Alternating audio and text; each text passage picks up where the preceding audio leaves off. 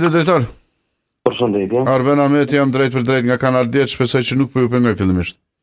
Jo, as pak ndërmu, më sunane. Nisim me Livoqin, atje po planifikoni një strejmore të qenve ndacak, më sa kuptova, më kanë dërguar banorët video, a mund të më tregoni më shumë për projektin, në fakt? Jo, kë nuk është projekti jone, fatkeqësisht ka qenë iniciative disa prej banorëve atë, edhe ka pas ankesa nga banorë të tjerë të cilët kanë shkuar në detyrimin e inspeksionit e ankuar dhe ata janë duke u marrë me këtë çështje. Nuk është kjo problem me komunën fare. Pra nuk ndërhyn te kjo. Mirë. Si është gjendja me menaxhimin e mbetorinave në fakt në komunë? Pata një video që ishte realisht bukur e trishtueshme, hedhja e mbetorinave sidomos në Stanishor dhe rruga që çon drejtim të Makreshit atje tek hapësirat turistike. Aha. Po, këto 2-3 ditë e fundit e kemi pas pak në disa lagje edhe në Dardani kemi pas disa foto, po ka qenë pak edhe për shkak të erës që kushteve klimatike.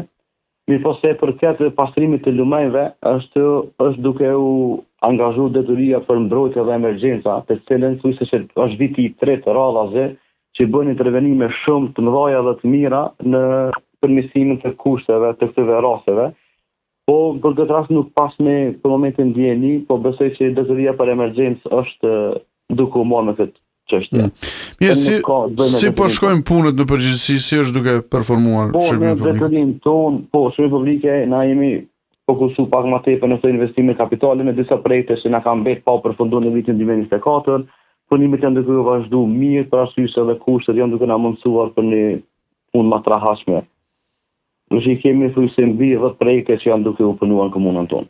Cilat janë projekte kryesore?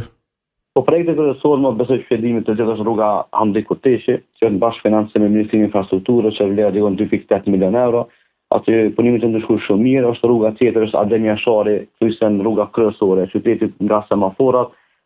Tani kemi edhe një 3 rrugë që i kemi filluar javën e kaluar në lagjen Dardania në 3 rrugica, aty është ndërtimi i infrastrukturës rrugore. I kemi edhe 3 projekte tjera në fshatin Livoqi, ja thujse ku është u punu pa ndërprej.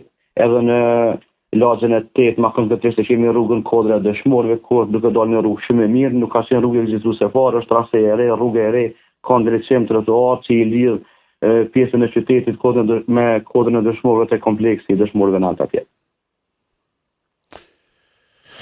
I dashur, dhe pyetja e fundit për Uglarin, fakt fshatin Uglar, kisha çështjen e lagjes së re në Uglar, janë diku rreth 50 shtëpi, më thanë që janë në hall të madh për një rrugë. Është e planifikuar për këtë vit apo do të prese?